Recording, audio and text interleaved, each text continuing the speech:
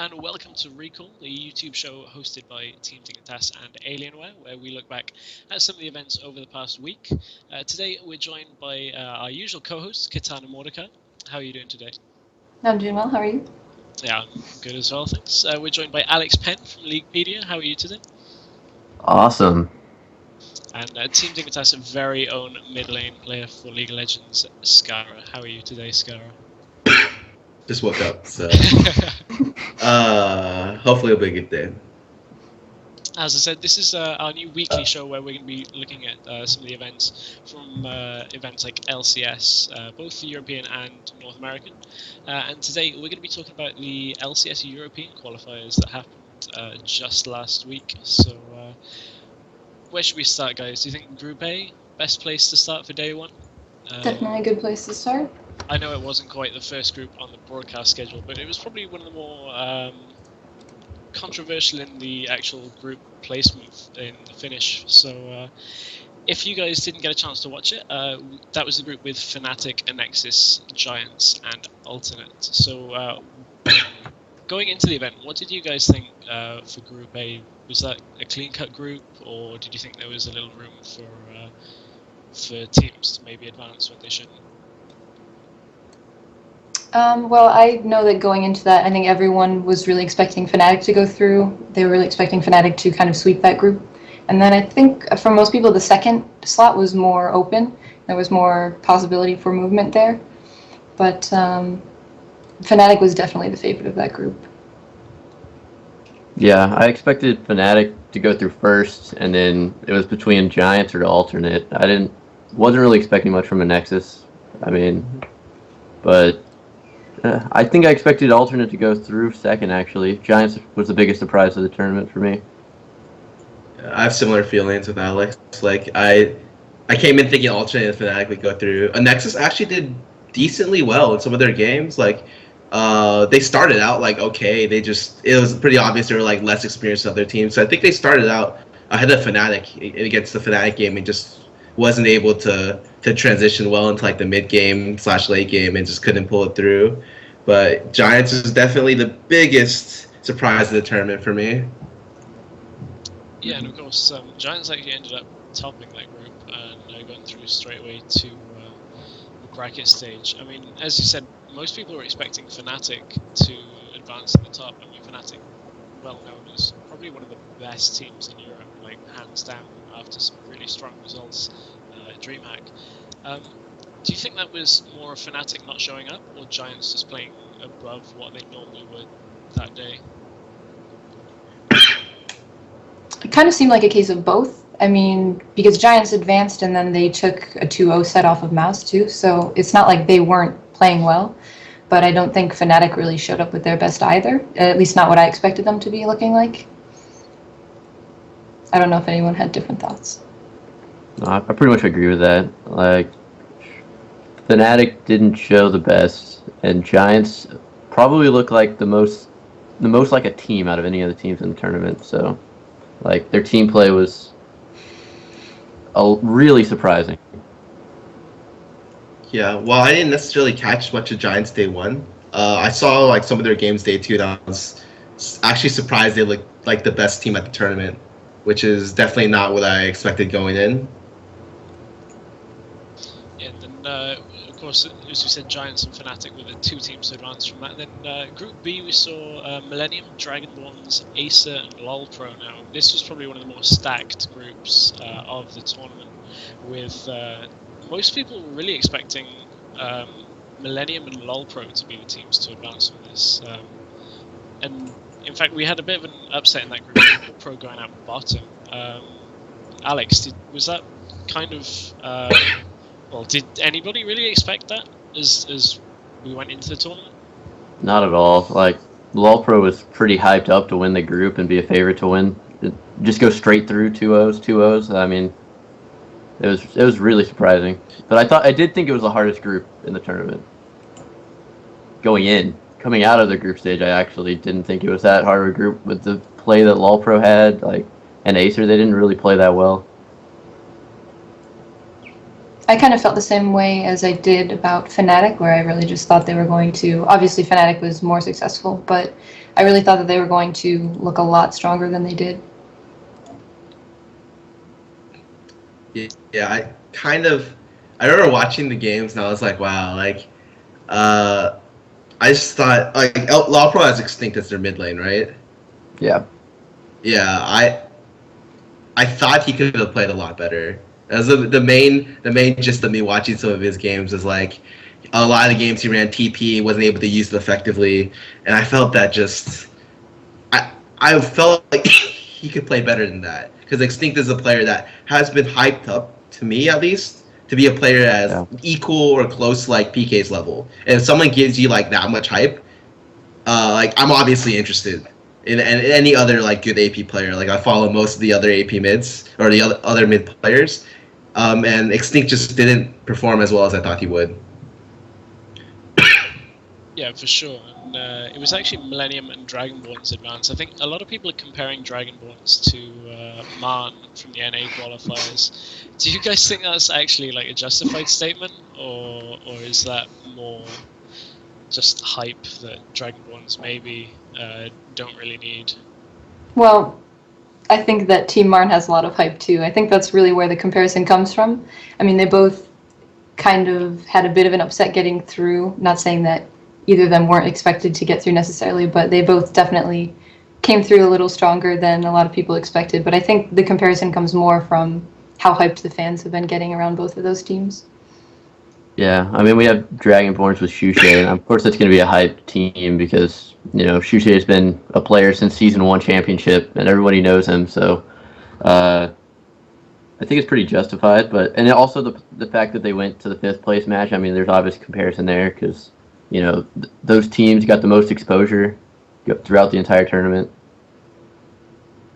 I think the biggest comparison to me, like I think it's such an apt comparison because I don't think Dragonborns was a top 5 team going in. In fact, still I don't think Dragonborns is a top 5 team. Just like I don't think Team Marn is a top 5 team going to the tournament. And don't get me wrong, they deserve the fact that they qualified, and they qualified because they showed up and played better than other teams did that day. And that's all that that's all they need to do in the day of tournaments. Like tournament games, like each tournament shows like how well a team can perform on that specific day. So losing like a best of 3 to another team doesn't really mean anything in the short run. And like in a term of just one tournament to tournament, one best of 3 is like nothing. Like that's why the best teams are teams with the most consistent results. It just so happened that Dragonborns and Team Marn both showed up to the LCS qualifiers and played better than everyone. I feel like they played at like a decent level and everyone else underperformed due to LAN tendencies. And it's just a weird phenomenon to me, I guess. Do you think that that's maybe one of the problems for the EU qualifiers as a whole, is that there was just a lot of LAN inexperience? I mean, it's kind of a nice segue into Group C. We've got TCM Gaming and TNB, who, you know, going in weren't expected at all to do anything, and unfortunately, you know, the expectations were true, and they would, you know, finish at the bottom of their group. Do you think that's a fair statement for the whole of the EU qualifiers, Scarra? Absolutely. I think like you get LAN jitters, especially as your first tournament. Like having a live audience judge you and how you perform is like such a big deal. That's why the more experienced teams tend to always outperform other unexperienced teams at these events. The NA qualifiers were a little bit different because they didn't actually have a live audience. So technically, like, there wasn't a need to have like LAN experience there because all they did was play in a studio next to each other, and they weren't subject to like having to feel like an actual audience, which is like such a big difference than the Europeans had. And we did have AAA and Wolves go from Group C, as we said. Not really that much to talk about in that group. I think you guys would probably agree with that. It was the most straightforward group of them all. And then in the last group, we had the bit of controversy before the tournament with Team Solo Mebdi, which ultimately gave MYM the bye, and then MYM and Maus advanced out of that group. So again, not really too much to talk about that. But Yeah. it was. Sorry, Alex, go on.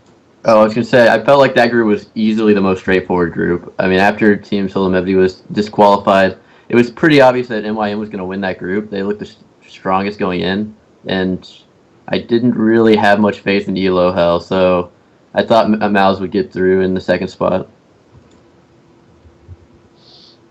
And then day 2 was probably, in my opinion, the more highly contested day. I mean, I know a lot of the series finished 2-0 on day 2, but it definitely was a lot closer than a lot of the games that we had in day 1. Of course, Wolves beat Millennium.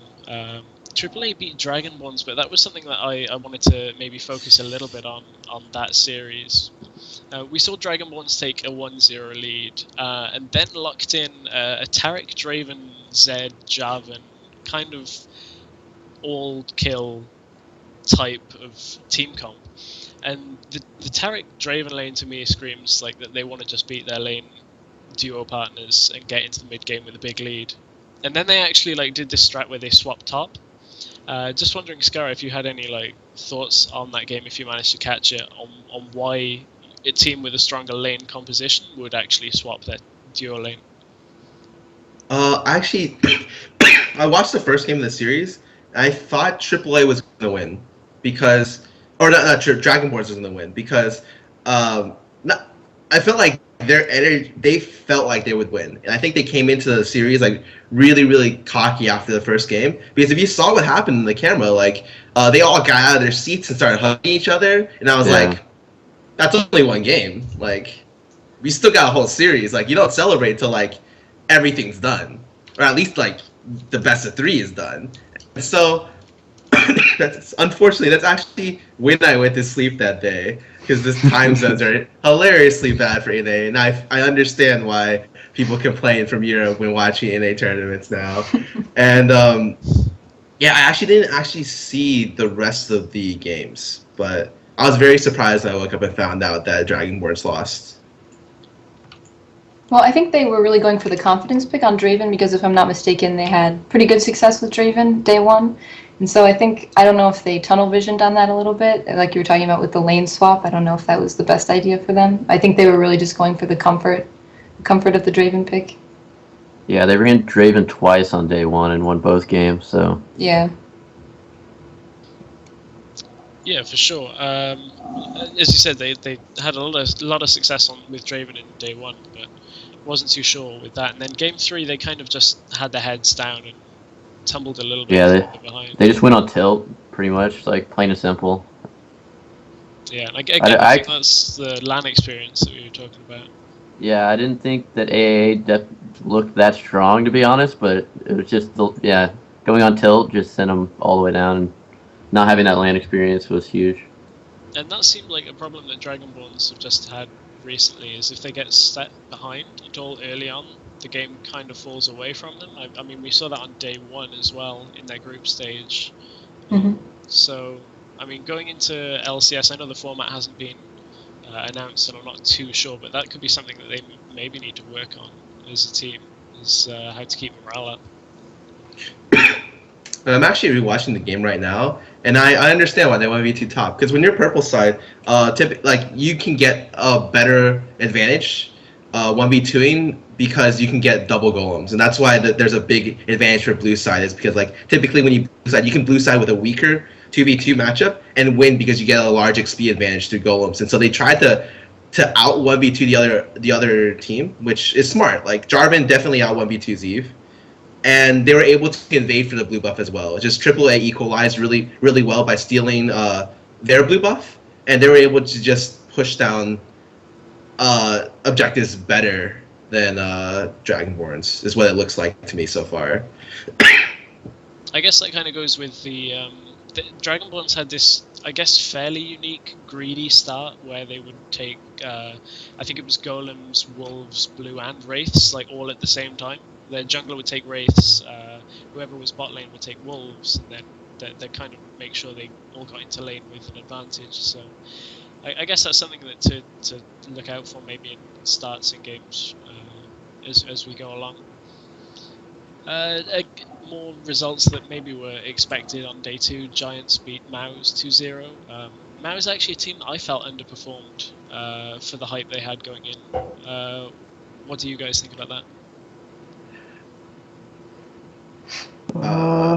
I'd agree. I mean, after day one, I pretty much expected Giants to 2-0 them. I don't know. Giants just looked that strong to me. So.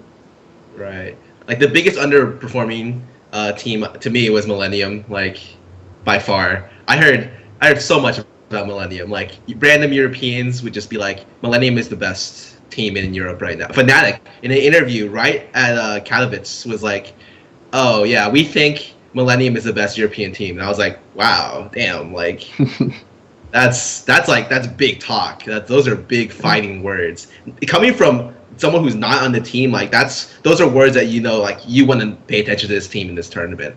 And that just they flopped. And everyone even said they flopped. So like it's obvious, like due to scrimming or whatever, they were playing at a much higher level or a much more consistent level. And then something happened during the week before or something, and just the day of, where they couldn't perform at like a strong, consistent level. I mean, I think that's kind of happened to a couple of teams in different things. So I mean, I've spoken to a lot about. I've heard that Fnatic and Dragonborn scrimmed a lot. Dragonborn's. Well, I guess it depends on who you believe talking about scrims, because everybody's going to say they're winning in scrims, but I know. Sorry, you were going to say? Oh, I was just going to say, like, I don't know. We don't fluff scrims. Like, if we lose scrims, we'll just say we lost scrims. It's not a big deal to us. Because it's like, scrims are there to make you better. Like, sure, like, I'll get pretty angry if I lose. Like, I think everyone who, like, plays the game competitively doesn't like losing. I think you have to have that mentality to be successful, right? But, like, I don't know many people who will just lie about their scrims, which I guess I know a few that will, but for the most part, like people will be straight up and be like, yeah, I went like 0-6 against this team. Like our scrim record against like some Korean teams, like LGIM, our scrim record against them was like 2-12 or something in Korea. Like that's actually something that like we say a lot because it's just like so embarrassing. I mean, going back to Millennium, we also had like something happening like a week before. I mean, there was obviously some drama within the team with Haydal leaving immediately afterwards and posting on his Facebook, calling out Angus's play. So yeah, that was a good point. That's probably not something that just came up at the tournament. That's probably something that's a little bit further back as far as his opinions. I mean, it may have come out of the tournament because they hadn't met each other in person, so it may have like actually affected them. Their interactions in person may have affected their team play. Yeah.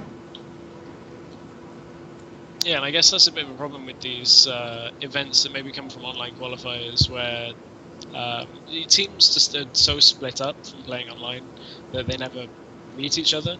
And I think there was the video posted by ESPN today that had Nientonso in it. I think his whole team thought he was Asian. Yeah. That was.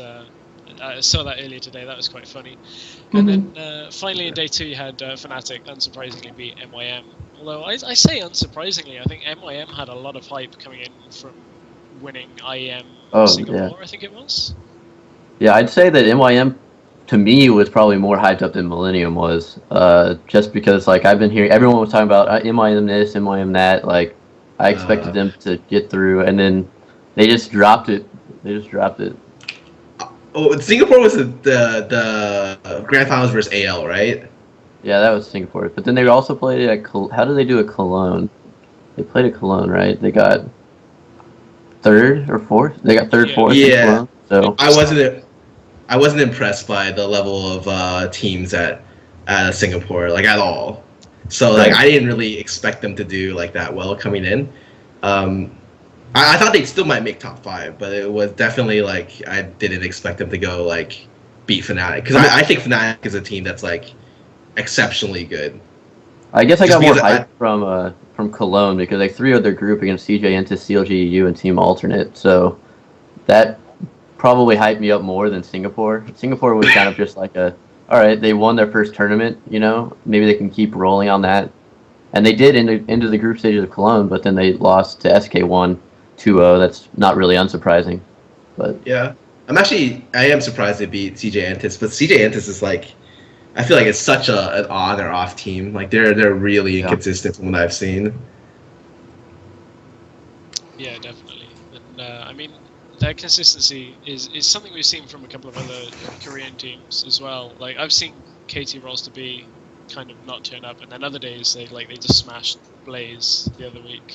Like I guess it's just one of those things of, as you said, a team can either be on or just completely off some days. And then day 3 was the day that I think maybe the first series of the day, Dragonborns against Maus. I mean, I've got a fair amount to say about this on a player's perspective, like on the teams, because one thing I don't think that the story was really told was that Youngbuck was on Dragonborns right up until about December, and then he left knowing that Season 3 was coming up to join Maus, and I think that was something that maybe they didn't quite talk about as much as I would have liked them, but saying that Maus kind of just got smashed. And, I mean, going into day 3 where these teams are supposed to be some of the best in Europe, that game was quite uncomfortable to watch, the fact that it was just that much of a face rolling. I don't know what you guys thought about that, but that was my opinion. I have really bad things to say about some of the games on day 3. Like, the thing is, like, it's like when someone hypes something up for you, like, obviously you go in there with high expectations.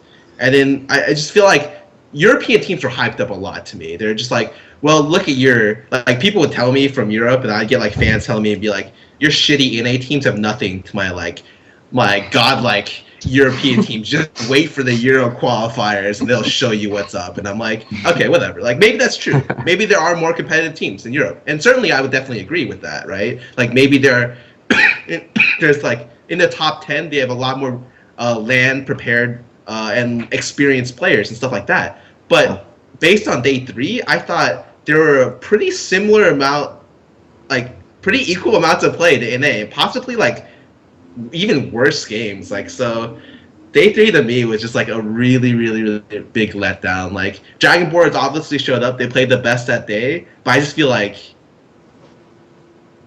they like just the ban pick phase for a lot of the games, and how the second game was Moose as a good example was horrible. That was, they started 7-1 within like what, 4 minutes, like 7 minutes. That was horrible. Like, it was literally like they made a mistake and they got desperate, knowing that this was the last chance they'd have to come back, and they just kept making mistakes rather than cutting losses. Like, they could have came back from a 2 deficit, could have came back from a 3 deficit. But once you make such a big mistake, like 7 kills in 7 minutes, that's a game throwing mistake. Like, you can't afford to make mistakes like that.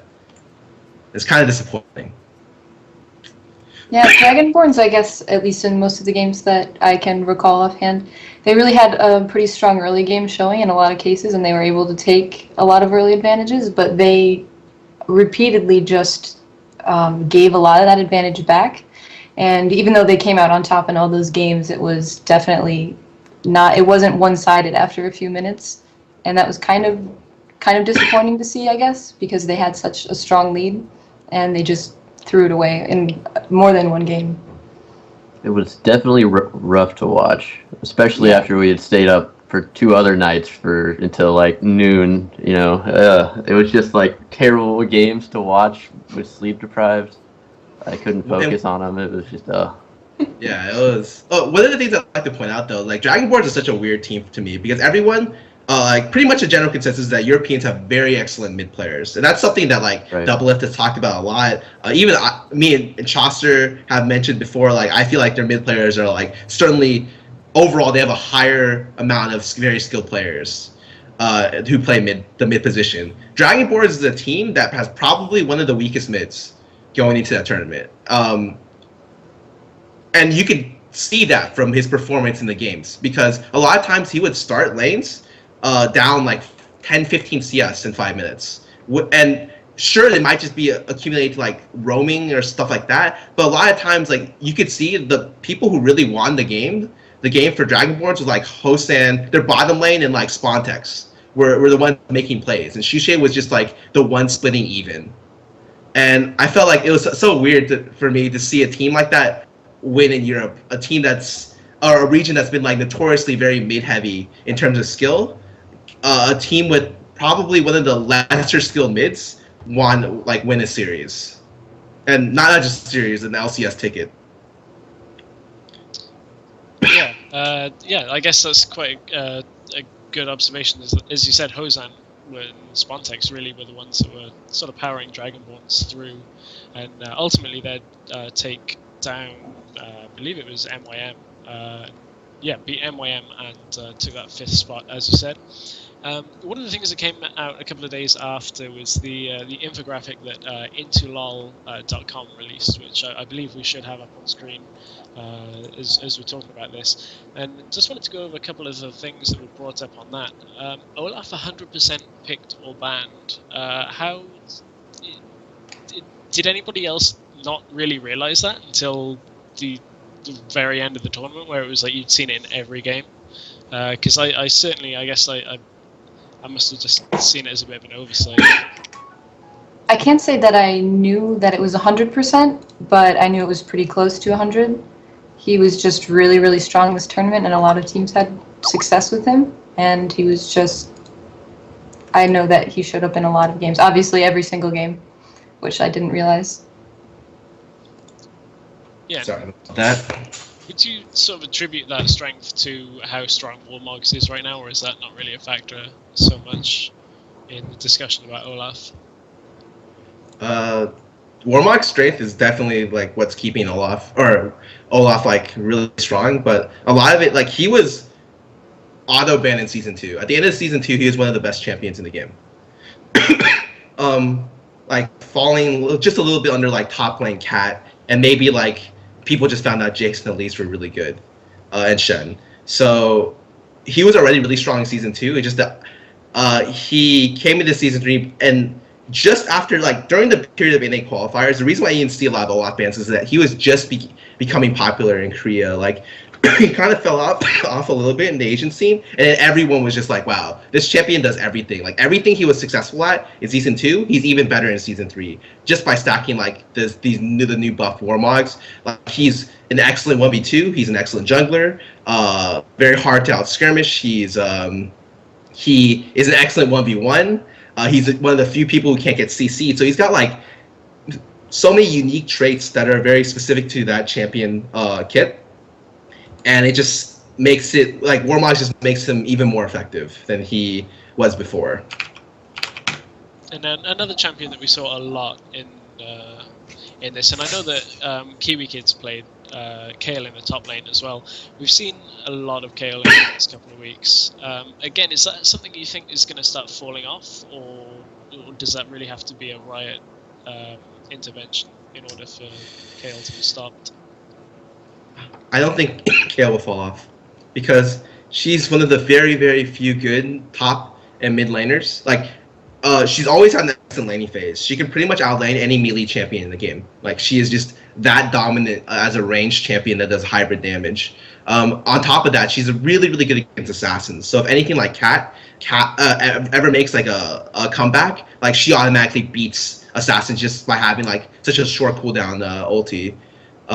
On top of that, she's flexible. She can jungle, she can mid, she can top, and she can 1v2.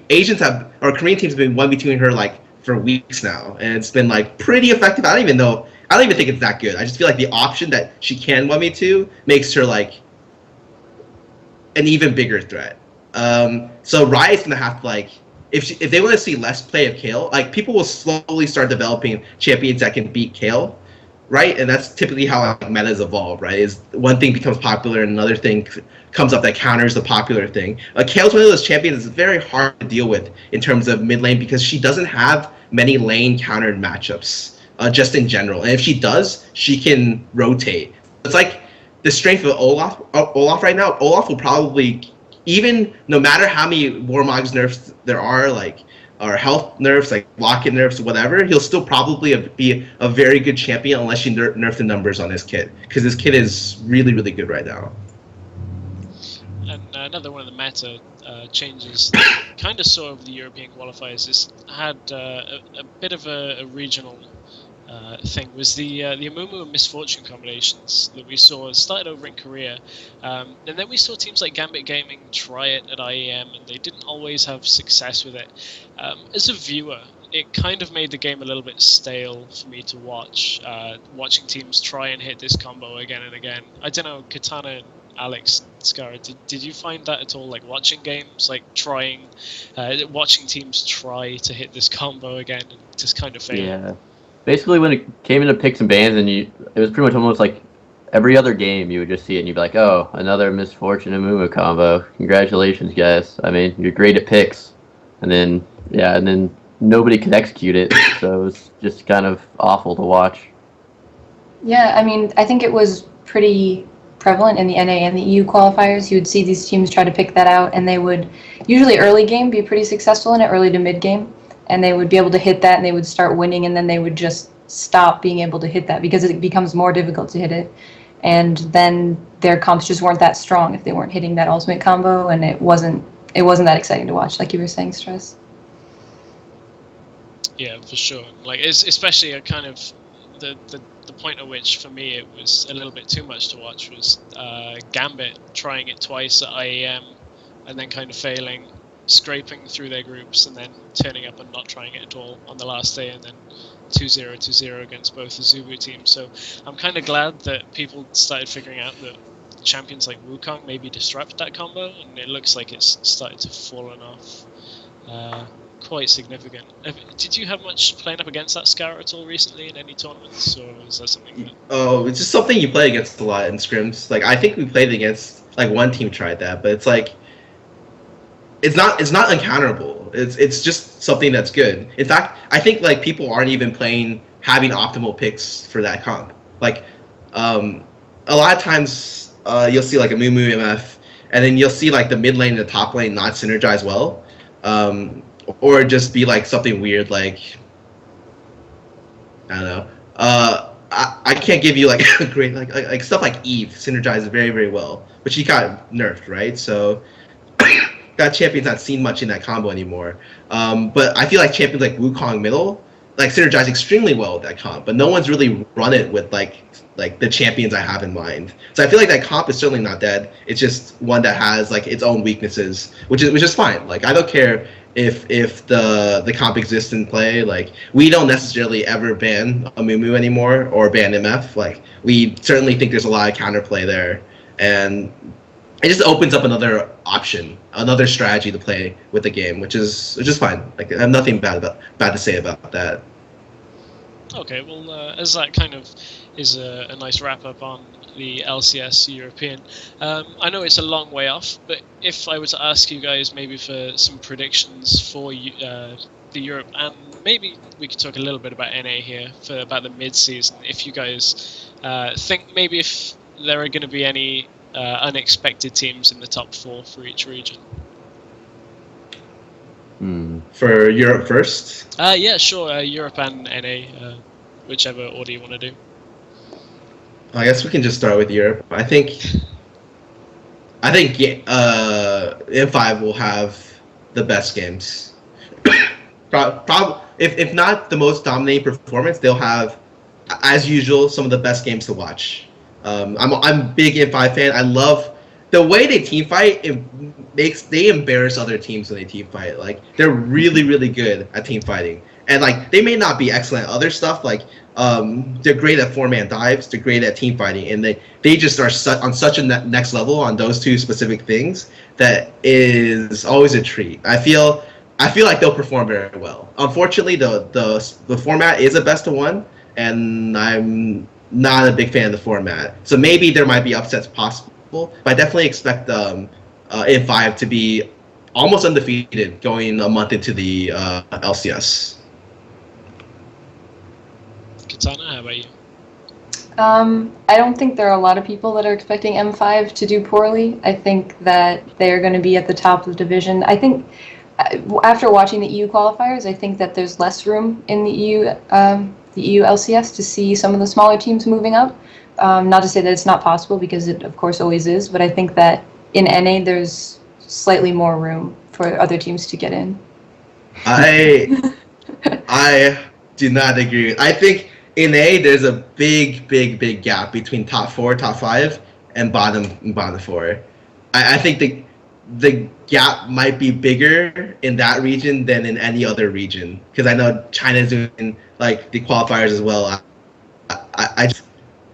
I don't see teams I don't see a team like Team Martin performing well in the first month or the first 2 weeks, because them and Brunch Club haven't been putting in time into scrimming. Like you'll see, like TSM isn't performing well in scrims right now, from what I understand. But they've been putting in like 10 scrims a day. Like they put in a lot of effort. So I expect that maybe, even though they're not doing so well right now, that they'll do well like later.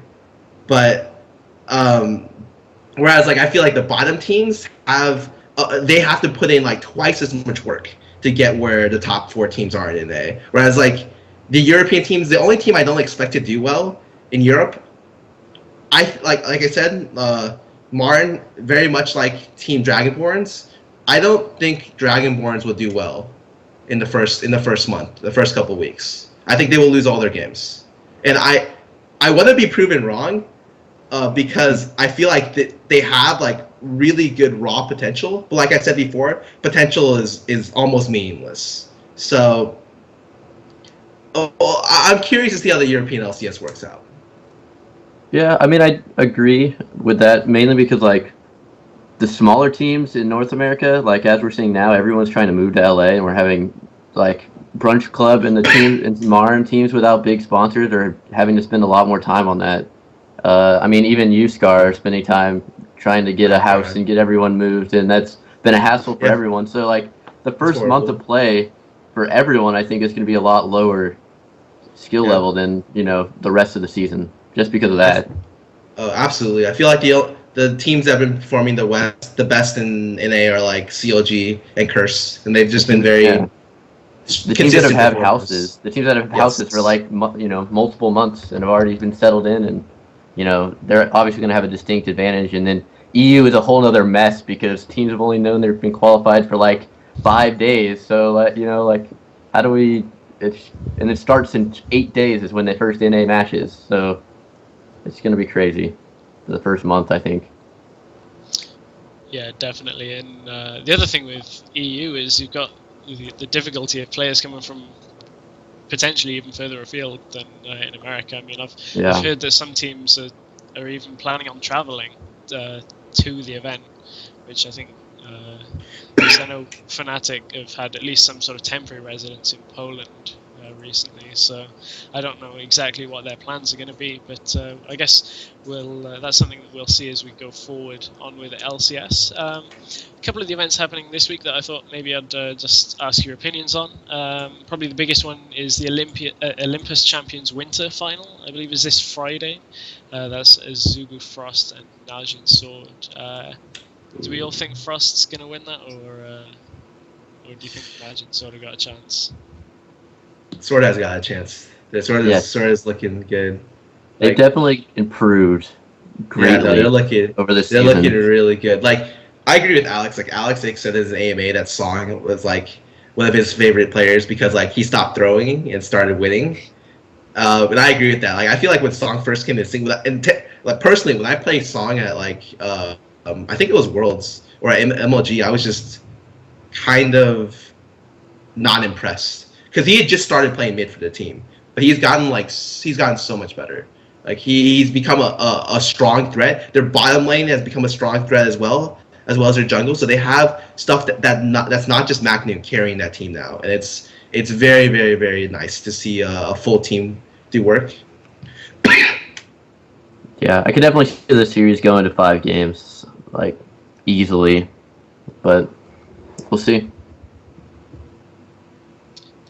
Yeah, and I guess one of the comparisons I have with Frost is, especially with Frost and Blaze, like comparing them to the StarCraft team from Incredible Miracle, where kind of they've been ruling over for quite a while now in Korea.